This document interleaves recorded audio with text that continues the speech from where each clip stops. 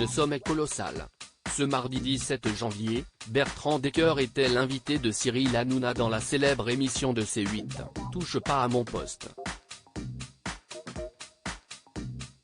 Le journaliste spécialisé dans les familles royales est notamment revenu sur la sortie des mémoires du prince Harry, intitulé Le Suppléant, et plus précisément par le succès rencontré par l'ouvrage. Mieux encore, le chroniqueur de 37 ans a dévoilé la somme perçue par le prince Harry et sa compagne Meghan Markle, pour publier le livre.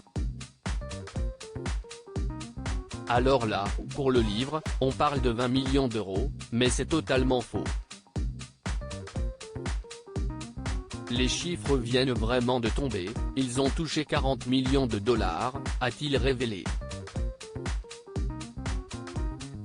Sans surprise, la somme a subjugué tout le monde sur le plateau, à commencer par l'animateur.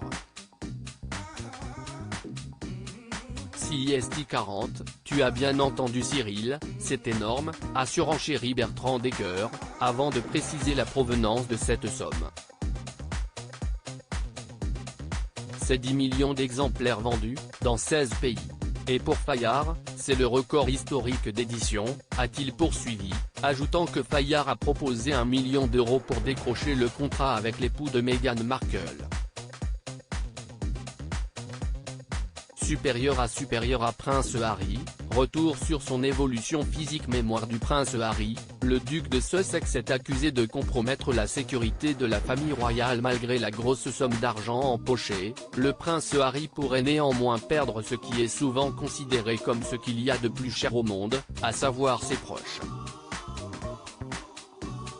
Car, oui, en publiant des informations confidentielles dans Le Suppléant, dont l'aménagement des résidences royales, l'emplacement de la chambre de la reine Elisabeth II dans le château de Balmoral ou encore la position des réserves remplies de tableaux artistiques au domaine de Highgrove, le duc de Sussex a mis en péril la sécurité de sa famille.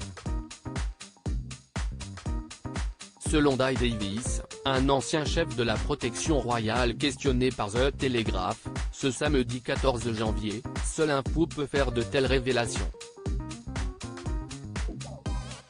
Il y a une raison pour laquelle Buckingham Palace ne discute jamais des détails de ses opérations de sécurité, grandes ou petites. Ces révélations m'inquiètent beaucoup et inquiéteront probablement beaucoup l'équipe actuelle du prince Harry, a indiqué l'expert, avant de conclure, historiquement, il y a toujours eu des gens qui ont essayé d'accéder à certaines parties des palais royaux. Qu'il s'agisse d'individus fixés ayant des problèmes de santé mentale ou de terroristes, cette information pourrait s'avérer très utile. Article écrit en collaboration avec 6 médias. Crédit Photo, agence.